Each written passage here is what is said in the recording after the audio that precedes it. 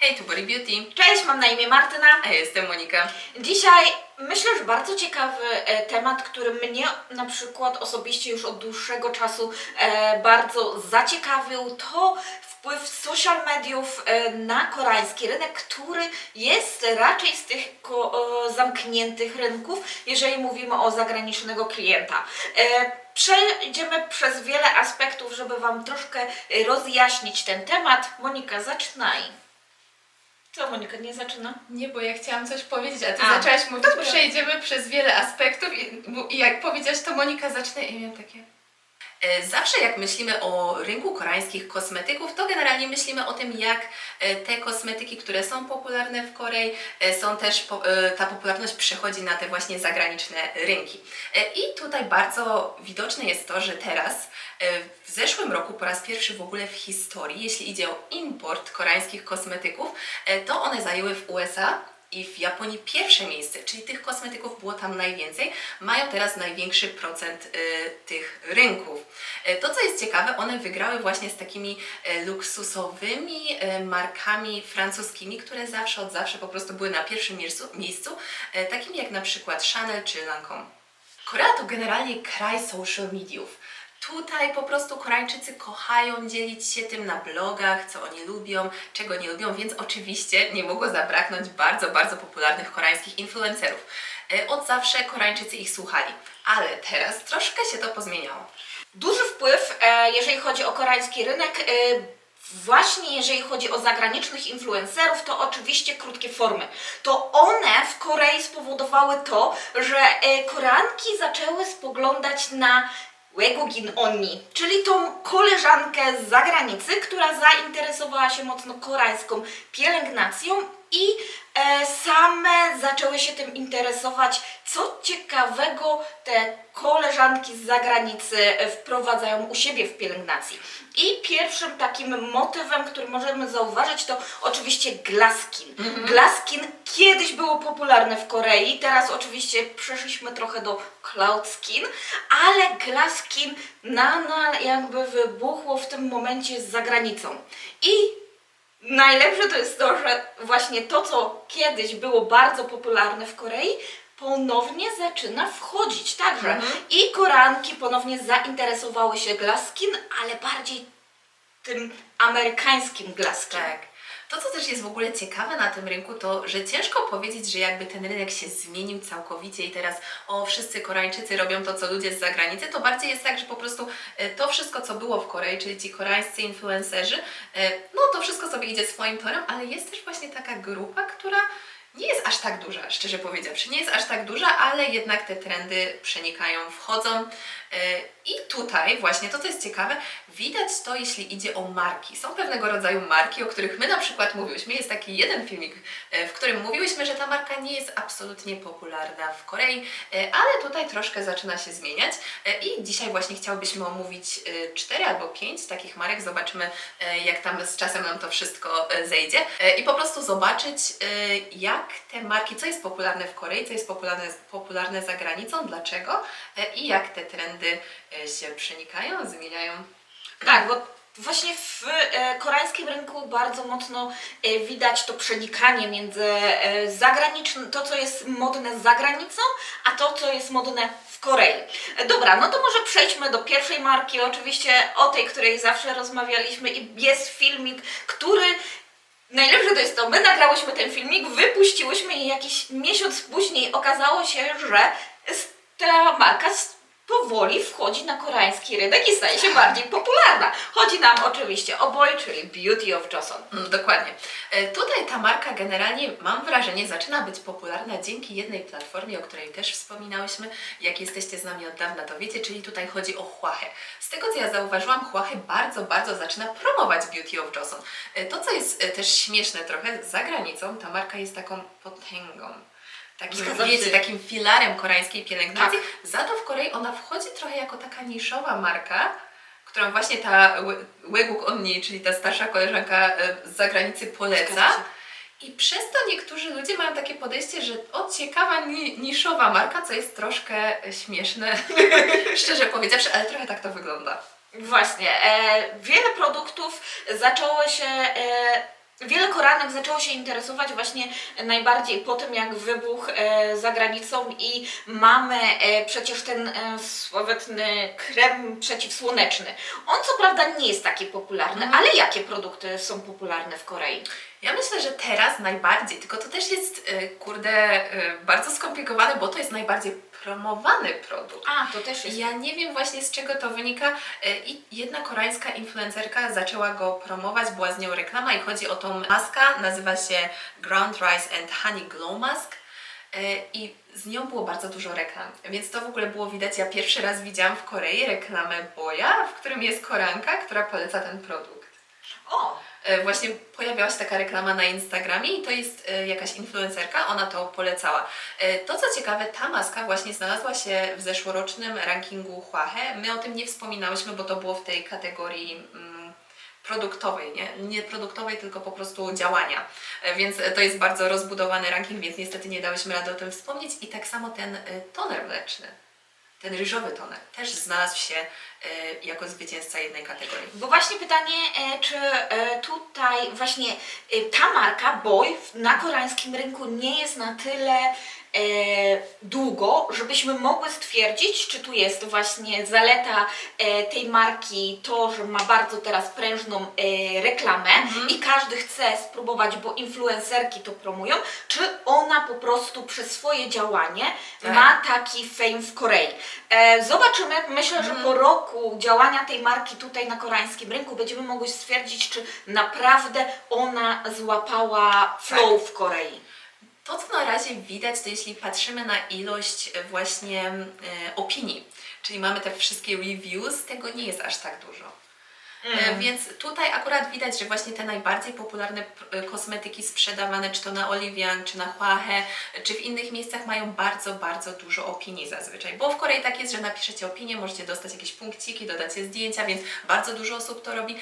A właśnie jeśli idzie o Beauty of Joseon, to jeszcze nie do końca. Więc tutaj jednak musimy trochę poczekać na rezultaty, czy naprawdę będziemy widzieli postęp Boya tutaj w Korei. Ale to co jest ciekawe, jeszcze tylko to dodam, że to jest naprawdę, to z całą pewnością możemy powiedzieć, że to jest marka, która w 100% przeszła ta popularność z zagranicy do Korei. Tak.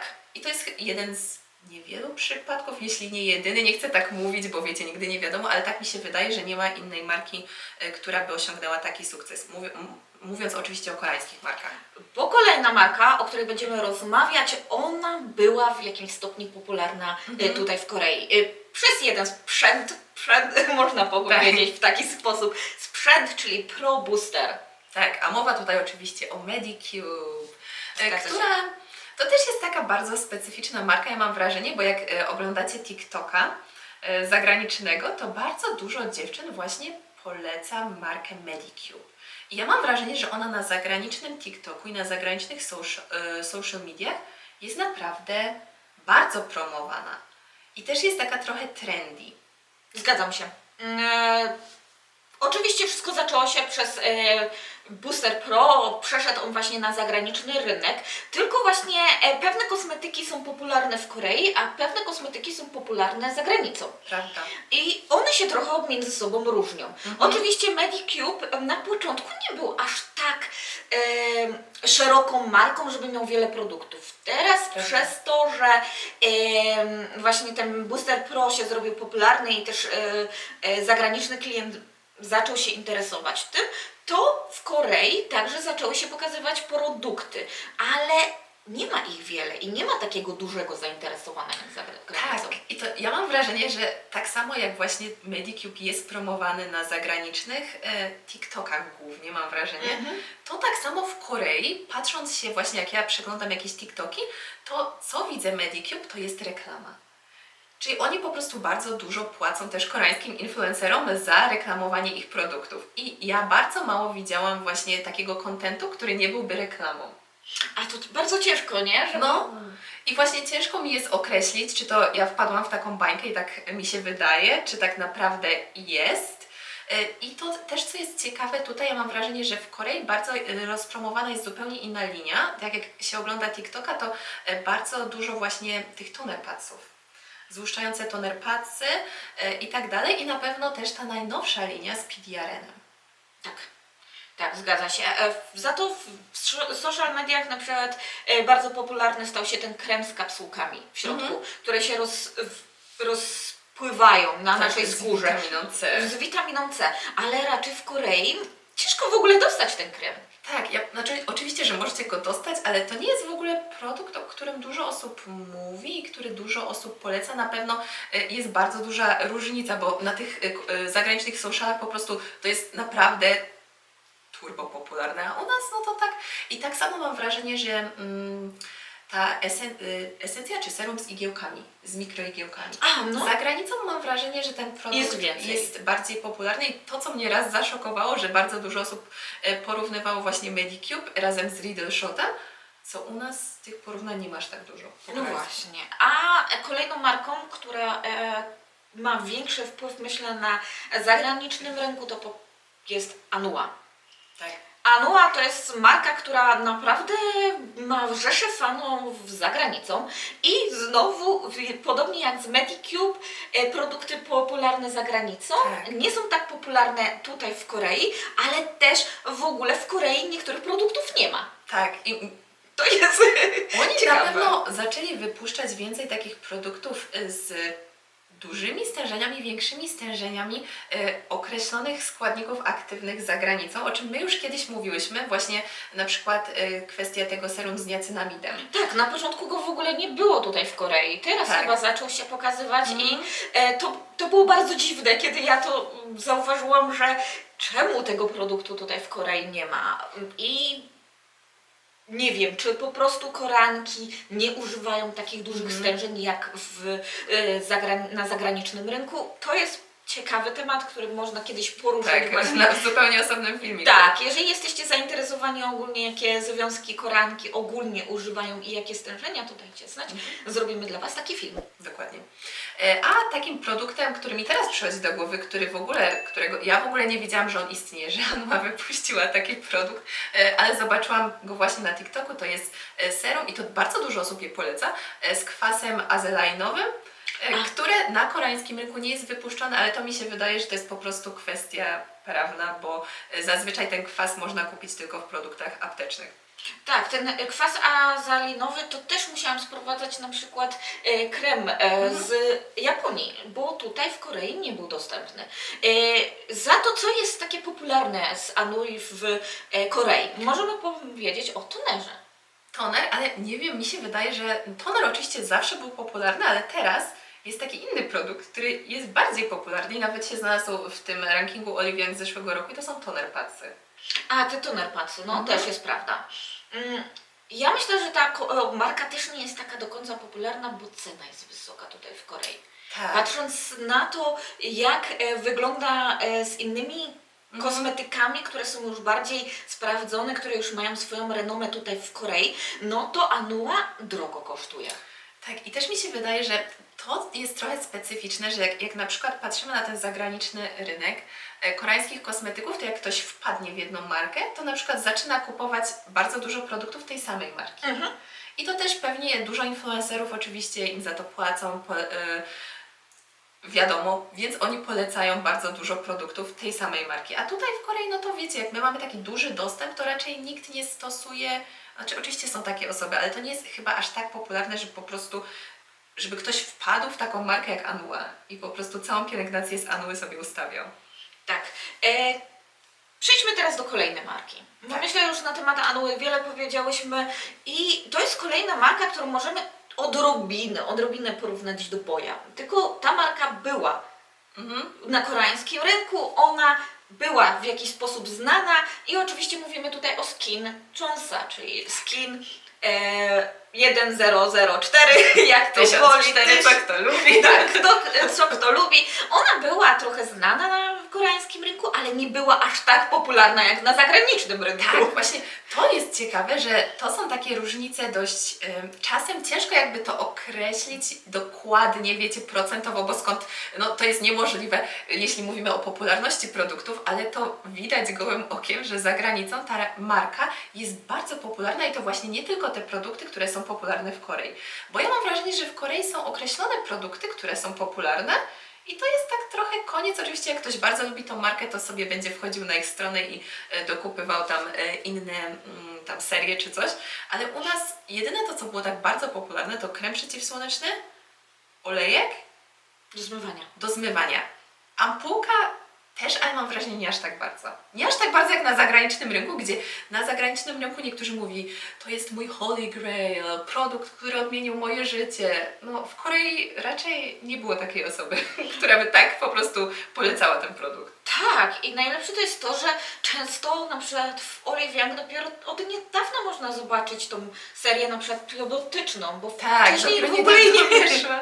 w ogóle jej wcześniej nie było widać. Ja sobie zakupiłam właśnie Mhm. tą probotyczną i byłam w szoku, że w końcu mogę kupić ją tak w Olive Young, zobaczyć Tak, jak... no nie, konsystencja. Ale to właśnie, pytanie, czy to akurat wejście na przykład tej serii, tak samo teraz wchodzą te kremy, te SPF-y, właśnie ta probiotyczna i też ta kojąca seria z Tea Tree bodajże. I czy to nie jest właśnie wpływ tego rynku zagranicznego? Też mi się właśnie wydaje, bo na przykład Skin ona jest naprawdę popularna za granicą, jest zachwalana przez wielu i dopiero od niedawna właśnie ten wpływ taki zaczął na ten koreański rynek powodować to, że te marki Tak. zaczęły wchodzić i to zainteresowanie staje się coraz większe. Tak, oczywiście, że jeśli mówimy o tej marce, to Huawei zawsze ją promowało. Ale oni też promowali konkretne produkty. Raczej oni na przykład tą piankę strasznie promują. Tą piankę, olejek, właśnie krem przeciwsłoneczny, ten taki najbardziej znany, Hialusika, ale poza tym to na przykład, wiecie, te serie, te takie zielone, Ja w ogóle nie ta kojarzę. różowa właśnie na pory, ta rozjaśniająca, one nie są w ogóle nigdzie promowane i nie wydaje mi się, że no tym samym nie są aż tak popularne. Ciężko mówić, że one w ogóle nie są popularne. Na pewno w niektórych grupach mogą być. Ktoś może, no wiecie, każdy z nas lubi coś innego, więc są ludzie, którzy na pewno je kupują, ale też mi się wydaje, że to, co jest bardzo popularne w Korei, zazwyczaj może być bardzo popularne dzięki temu, że jest dużo promocji, więc im bardziej produkt jest promowany, Zgadza tym się. więcej jest promocji, tym więcej osób chce go kupić, bo jak możecie coś kupić, nie wiem, 50% taniej, to kto nie chce? No właśnie, tym bardziej, że te produkty są dla Koreańczyków nowe. W większości Koreańczyków te produkty są nowe, więc nikt nie chce wywalać kupę kasy na to, na taki produkt, który nie będzie na przykład im pasować. Tak. Ja mam często właśnie tak, po co mam kupować coś w normalnej cenie, jeżeli mogę znaleźć coś taniej i wypróbować Tak. taki produkt. Ale też umówmy się, że dużo Koreańczyków, no właśnie oni lubią się trzymać swojej pielęgnacji i po prostu jak coś im się sprawdzi, to kupują cały czas to samo, no więc jakoś trzeba ich zachęcić do zmiany. Możemy to zobaczyć na przykład po Olive Young, ten awards, że tam za dużo się nic nie zmienia. No, jak się coś zmienia, no to już jest wtedy Potężny trend, tak? Tak, potężny trend. Dobrze, to przejdźmy teraz do ostatniej marki, chociaż jest jeszcze więcej tych marek, więc mogłybyśmy gadać i gadać, ale przejdźmy to już do ostatniej, czyli Purito. Tak, i to jest najciekawsza marka, moim zdaniem, z tych wszystkich. A to dlaczego? Dlatego, że ona w Korei zupełnie nie jest popularna. Tak, w ogóle ją ciężko dostać w Tak. Korei. Jeżeli już coś, to na Coupang i wcale nie jest taka tania. Tak, i też nie wszystko. Oczywiście tam oni mają swoją stronę i tak dalej, ale to jest marka, która od zawsze skupiała się na zagranicznym rynku, podobnie do Boja. Tylko to, co właśnie teraz widać, że w Boju to się zmieniło, no bo on wszedł do Korei, to tak bardziej prężnie, no to Purito dalej raczej zagraniczny rynek. I to mnie zawsze ciekawi, jak ludzie mnie pytają, na przykład jacyś moi znajomi z Polski, a czy ten krem ile u Was kosztuje? To ja po prostu jestem w szoku, bo zazwyczaj mniej więcej wiem, jaka jest cena jakichś bardziej popularnych kosmetyków, a tutaj muszę sprawdzać, szukać, bo to nie jest aż taka popularna marka u nas. Zgadzam się. A tutaj moglibyśmy ją porównać trochę, wtrącę kolejną markę, Dr. Altea, która jest także popularna, a kremy naprawdę w Korei są drogie. I one dopiero niedawno w ogóle weszły, ten jeden tylko, Do dopiero sprzedaży? w Olive Young. O, to jest w Olive Young, to ja Tak. nawet nie wiedziałam. Ale właśnie ten balsam wszedł do demakijażu i wszedł ten jeden krem, ten bardziej popularny. I mi się wydaje, że to naprawdę jest za sprawą social media właśnie zagranicznych. Tak, to właśnie widać, jak te marki dostają jakąś tam odrobinę popularności, no właśnie dzięki social mediów, czyli naprawdę ten wpływ social mediów jest ogromny. Tak. Bo raczej kiedyś mało by było możliwe to, że Boy kiedykolwiek wejdzie na przykład do Olive Young albo do koreańskiej kosmetyczki. Tak, ale to też wydaje mi się, że jest duży wpływ w ogóle tego, jak technologia się rozwinęła i na przykład, że jak oglądacie shortsy, to możecie je oglądać z napisami. Bo na przykład jak są jakieś, nie wiem, angielskie shortsy, to można je oglądać z koreańskimi napisami albo na odwrót, w sensie tymi generowanymi automatycznie, co nie do końca może oddaje wprost, tak w 100% ideę tego, wiecie, to tłumaczenie nie może być takie w 100% okej, ale coś tam zawsze jesteście w stanie zrozumieć. Dobra, to Martyna, powiedz mi, z tych wszystkich marek, które wymieniłyśmy, bo nie wiem, czy wiecie, ale no nie za bardzo mamy którąś z nich tak wypróbowaną poza Beauty of Joseon, którą byś wypróbowała. Wiesz co, przez długi czas myślałam o doktora Altea, ale jednak uważam, że ten krem, ten bardzo znany krem nie jest do tak suchej skóry jak moja, ale ostatnio zaczęłam się interesować Purito, bo Purito wydaje się ciekawą marką, tylko i do tego jest bardzo niedostępna i niedoceniana przez Koreańczyków, więc ciekawi mnie, co widzą, co widzi zagraniczny rynek w tym temacie. Mnie właśnie też akurat z tych wszystkich marek chyba najbardziej ciekawi Purito, a to dlatego, że oni mają bardzo dużo produktów właśnie, wiecie, z wąkrotą azjatycką, właśnie dla takiego typu skóry jak mój i do tego jeszcze one nie zawierają dodatków zapachowych. A w Korei o to tak czasem trudniej. Bardzo ciężko czasami. Tak, bardzo ciężko. Dobra, no to dajcie nam znać, jakie wy znacie marki, a których my możemy nie znać i wtedy może odpowiemy Wam w komentarzach, czy one są popularne w Korei, czy nie. A do tego czasu zapraszamy do polajkowania, subskrypcji i Widzimy się kolejnym razem. pa! Może nagramy makijaż kolejnym razem? Ha, ha. W przyszłym tygodniu.